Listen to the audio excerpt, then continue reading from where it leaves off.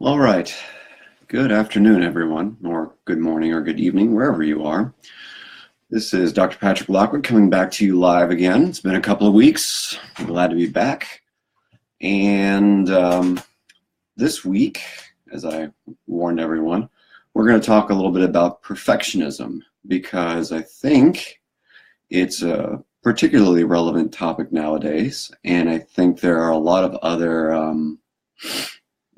kind of social, psychological reasons we need to discuss this. But before we do, just some housekeeping stuff. Again, we're still on a 2-week cycle, so every 2 weeks I will be coming back to you live with more scientific understanding of different wellness topics for mental health and addiction and dealing with your feelings and managing relationships. So just keep in mind every 2 weeks.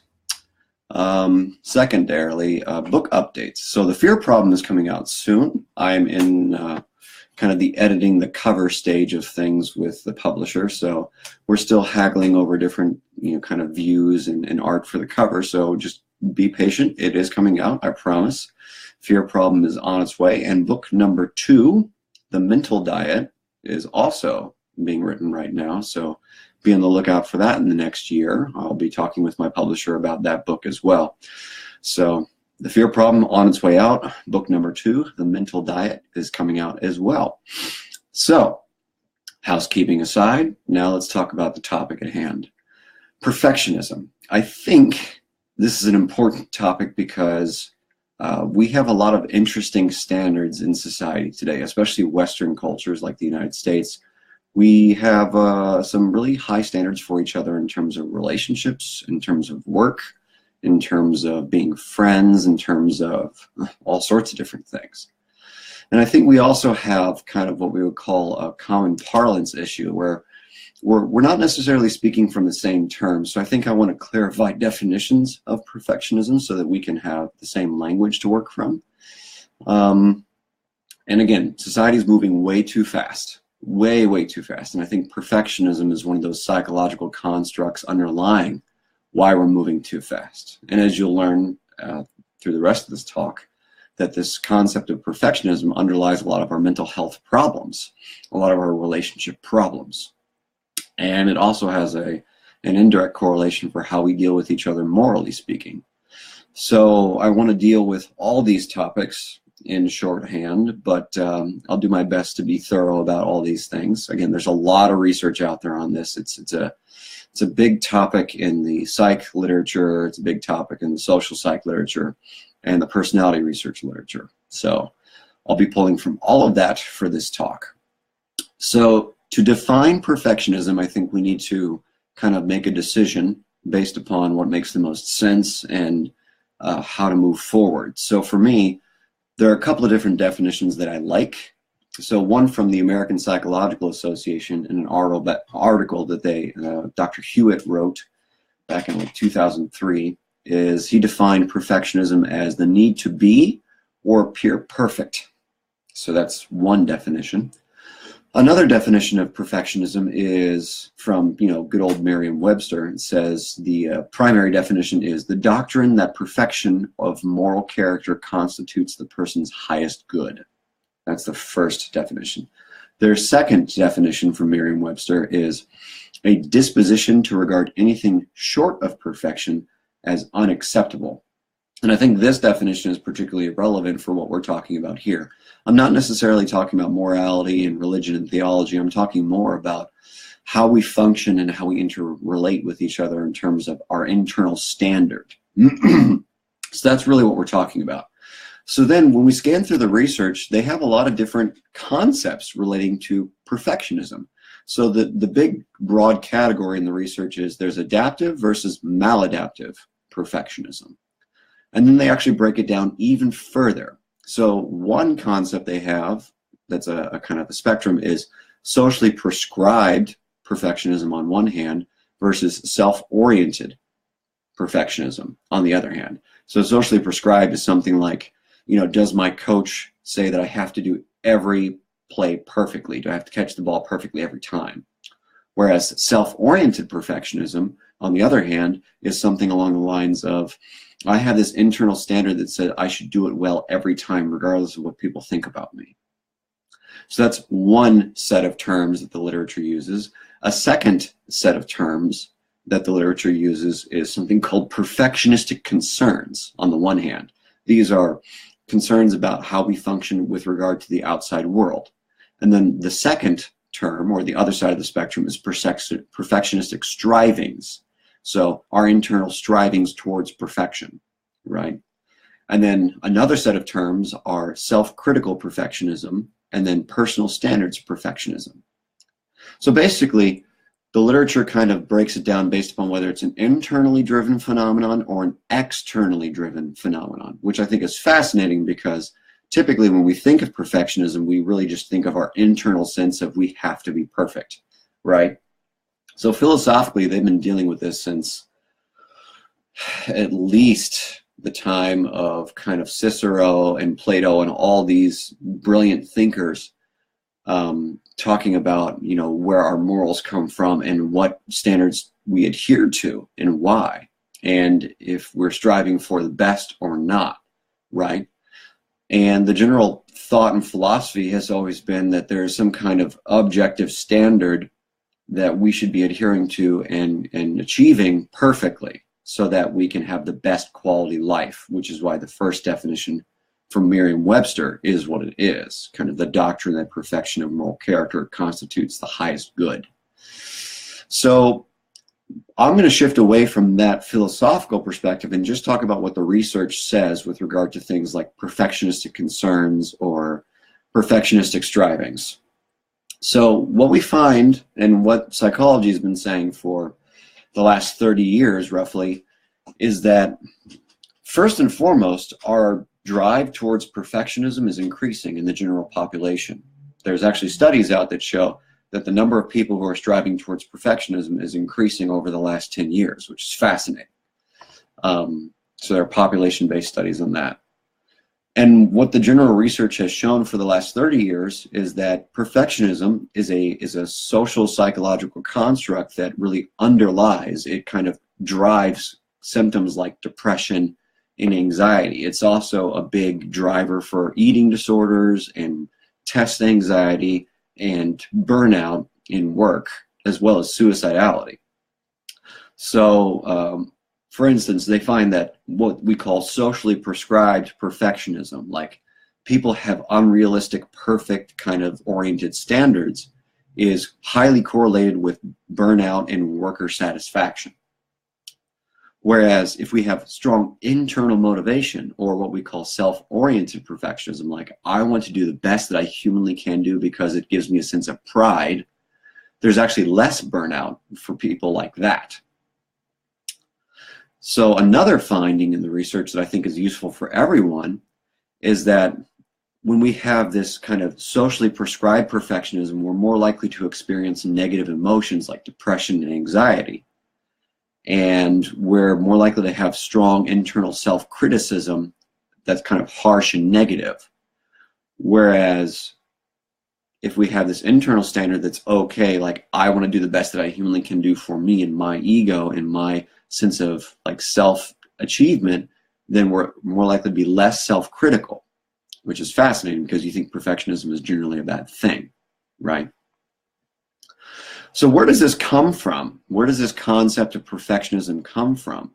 So you can take a look at a variety of different authors and theorists. You know, you can look at people like Freud, and you can look at Winnicott, and all sorts of different like psychoanalytic theorists, and they've drawn from philosophy as well. But what we find is that there are certain personality traits in general. So not just people who have OCD or OCPD, but we have these kind of the big 5 personality traits is probably the best model to use because it's the most well validated. So the big 5 is openness, agreeableness, conscientiousness, extroversion, and neuroticism, right? And you can, I'm happy to talk more about that at some point.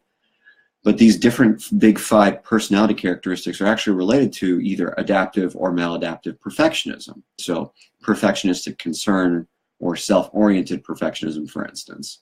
So what the research shows with regard to big 5 personality traits is that, you know, when you talk about things like perfectionistic concern or socially prescribed perfectionism. These are kind of the externally imposed versions of perfectionism. Like, people hold me to the highest possible standard and it makes me fall apart inside. That's highly correlated to the big 5 characteristic of neuroticism, of being overly anxious about your concerns in life, your functioning, your lifestyle, all that good stuff. Whereas the adaptive version of perfectionism, the self-oriented kind of version of perfectionism, is actually correlated with what they call conscientiousness, which is this sense of, I am paying attention to whether I'm doing something right and doing it the right way, and whether I'm acting in integrity, things like that. Which makes sense because, again, conscientiousness is, generally speaking, a positive trait that allows people to perform well and to have kind of less anxiety about things in life, less maladaptive anxiety.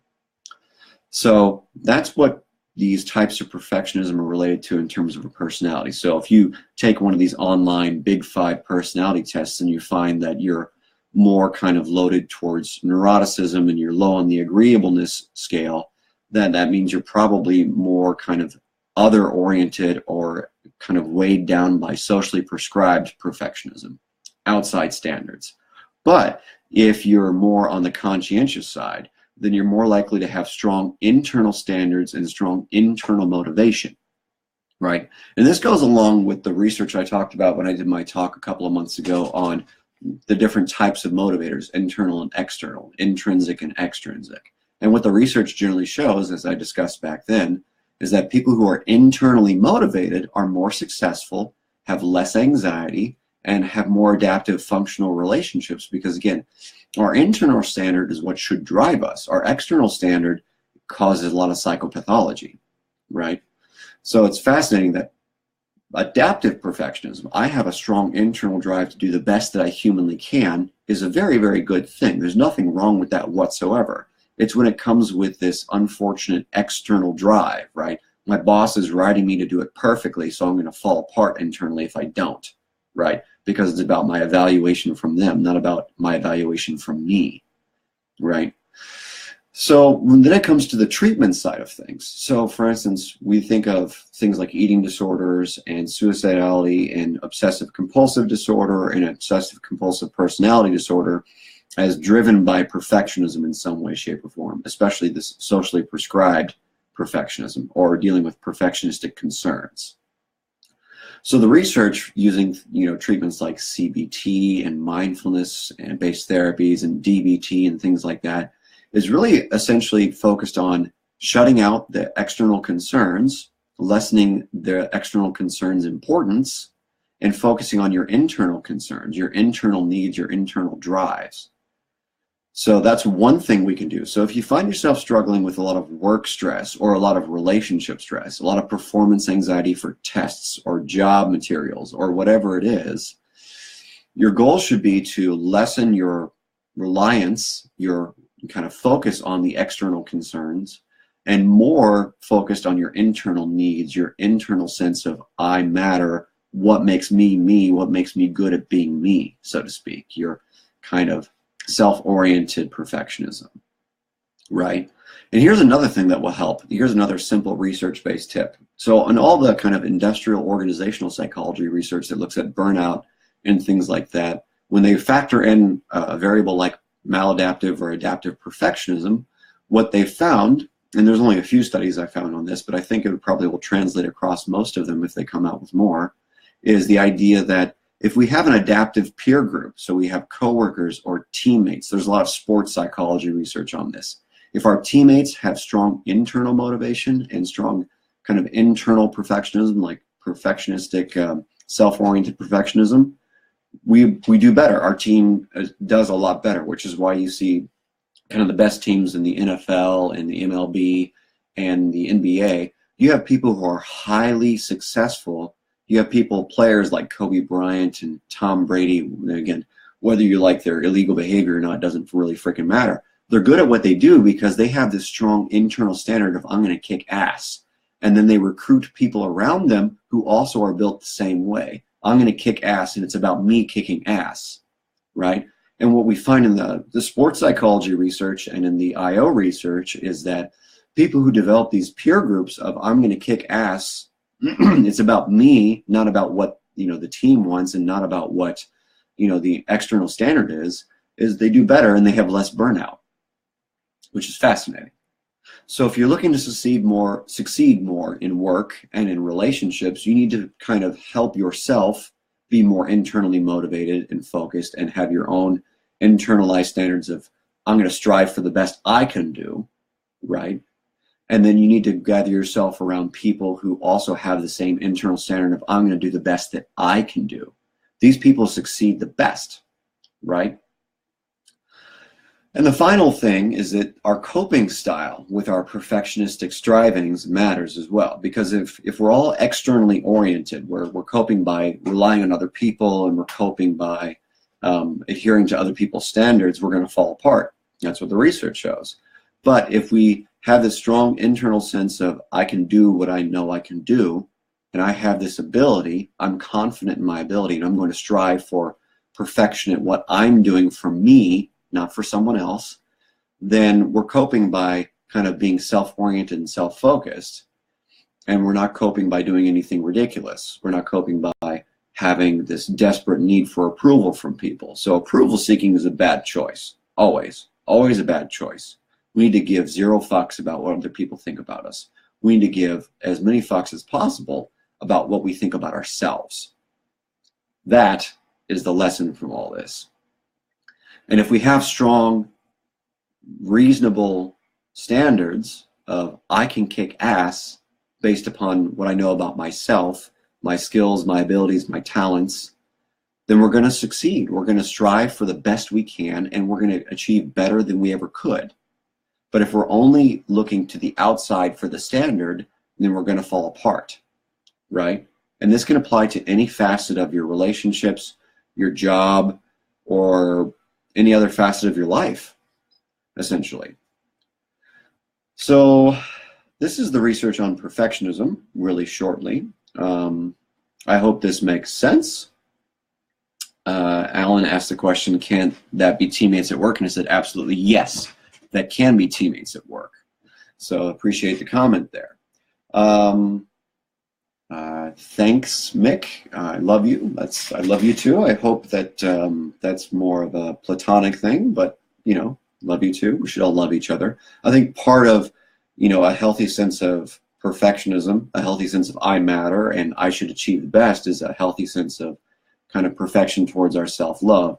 There's this guy that I follow that I share his stuff sometimes. His name is Mikey Warhol. You should take a look at his stuff. He is a very passionate speaker, and he has this highly, if you kind of read between the lines, he has this highly perfectionistic standard of I'm going to love the best that I can. I'm going to achieve as much as I humanly can. That is the attitude that's going to make him kick ass and is allowing him to succeed early in his career, being a young guy. So if you're looking for a model of healthy, kind of self-oriented perfectionism, look for Mikey Warhol. Look at Colleen. I see that Colleen has joined. Take a look at Colleen and how she has this standard of doing the best and being whatever she can and doing everything she can to get herself out there. That is what makes these people successful. That is what makes these people have adaptive relationships and cope with life, is they're not giving up on their internal standards whatsoever, right? I think the reason that many of the people in my field, the people who are doctors and therapists and stuff, one of the reasons that people who do what we do succeed so well is because we have this strong internal standard of I want the best for myself and I want the best for my clients. So if I'm doing my best, if I'm at my healthiest, if I've achieved my personal standards for wellness, a lifestyle of wellness in terms of my physical health, my relationships, my emotions, my spirituality, all that stuff, then I can help my clients the best. And I think that just pans out, no matter what the career.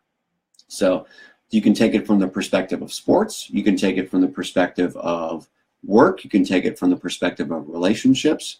The people who are highly internally motivated, I'm going to do whatever I humanly can. I'm going to go kick ass. Whatever that means for me, because again, my skills, my ability, all that good stuff is different than everyone else's skills and ability. So To hold myself to someone else's standard for kicking ass is insane, right? It's not playing fair. It's playing fair is saying, what is it that I can do, not what can someone else expect from me, right? And what you find is, I promise, if you take a look at how you work with people, if you start striving for your own perfection, your own sense of, I've done the best that I humanly can do, then your life will get better in all facets, right?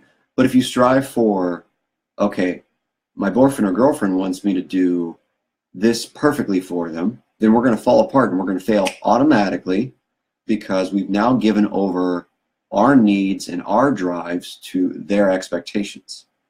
So externally imposed expectations are a waste of time and they get us nowhere, nowhere. Now, obviously, we all have to work and play together, so we're going to, in some way, shape, or form, kind of adhere to other people's expectations. But we're not going to fully adhere to them. We actually need to strive for our own internal standard of whatever is good for me, whatever helps me function the best. And what you'll find is when we function at our best, everyone else gets better as a result of being with us, right? This is kind of one of the underlying philosophies in kind of groups like Landmark Forum and The Secret and all that good stuff. The externally imposed expectations get us nowhere whatsoever. But having strong internal standards gets us so far. The people who are the best CEOs of companies, the people who make millions and billions of dollars, the people that have the healthiest family lives are the ones who have the strongest standards of, I'm going to do great. I'm going to be healthy. I'm going to be well. I'm going to love people. I'm going to, whatever it is. These are the people that kick ass, in my opinion. So if you're looking for some models of this, look at people like Colleen Mullen. Look at people like Mikey Warhol. Look at people like Andrew Holt. Andrew Holt is one of my kind of Facebook friends down in Australia, and he is constantly kicking ass and constantly doing his best, striving for his best to be mindful and loving and connecting with people and promoting his book. A Wise Apple Tree is a great book.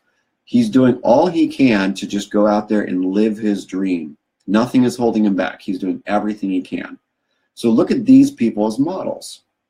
I promise they're good models for what it means to have a healthy sense, an adaptive sense of perfectionism. I'm going to do everything I can to kick ass, to be loving, to be smart, to achieve, to get what I want. Everything. You're welcome, Andrew. You're welcome. These are the people that I think you should really be looking out for because they want the best.